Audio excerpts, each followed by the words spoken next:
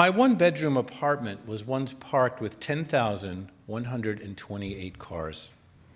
1/64 scale, matchbox-sized, all owned, cataloged, cross-referenced by my then longtime partner.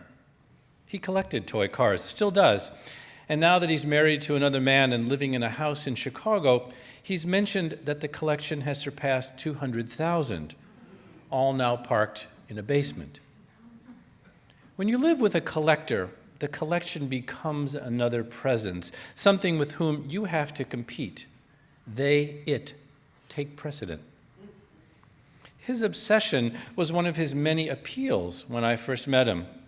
I, as a boy, loved toy cars, and to find a like-minded adult reacquainted me with my boyhood and drew us together as adults. He loved real cars too, and wherever we'd go in Europe or America, a rare model sedan parked along the Appian Way, a lorry zooming past on the A1 would elicit commentary. In Paris, I watched him emerge from the Renault headquarters gift shop, shopping bags dangling. While it gave me pleasure to know he was pleased with these finds, I dreaded scores of more cars parking where we lived. Already, I could no longer put my feet under the dining table, the space there a solid block of car cases. So many cars everywhere that occasionally in the middle of the night a shelf would collapse under the weight. That inconsiderate roommate who lived with us. His response to toy cars is complex.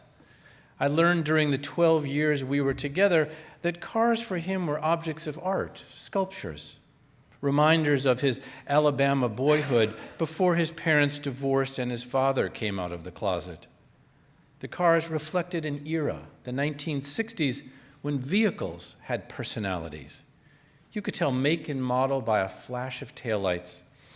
Headlights and grills mimicked faces, some handsome, pretty, mean. The only child of ever sensible academics, he rode as a passenger in the plainest of cars. Bel Air instead of Impala, AM instead of FM, crank-down windows.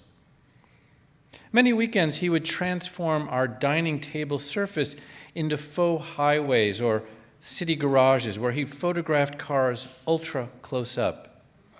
He published volumes of these images, earning him true celebrity status in the world of toy cars. While perusing the toy car aisle of a Missouri Walmart or a Eufaula, Alabama hobby shop, men would approach, ask if he was the person they knew from his books, blog posts, lectures. I never believed he could make a living collecting toy cars. He has. He got a job designing toy cars for a company in South Bend, a place upon visiting I knew I could never live. He took an apartment in a development where, from his windows, cars on I-94 missiled past neon sprawls of big box stores and yellow zippered parking lots. I thought, how's it possible a man as refined and cultured as he could live amid such a landscape? I drove back alone 700 miles in a single day to establish distance. The day he was to move there, his best friend arrived with a rental truck. Our apartment was soon emptied of all his cars, and the place assumed a different sound, hollowed out, echoing an emptied garage. They beeped and drove off in a real vehicle for a new life, his and mine. A person's love of something, vintage LPs, first edition books, toy cars, can be more powerful than the love for someone. There can only be one someone, but for a collector, there are countless objects to pursue, possess, cherish.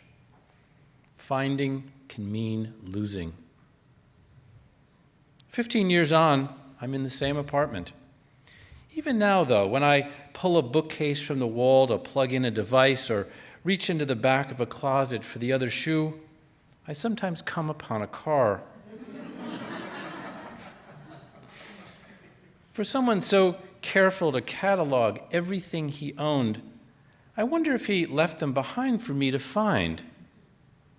When I do, I park each on a shelf, a reminder that the cars are what brought us together and what also drove us apart.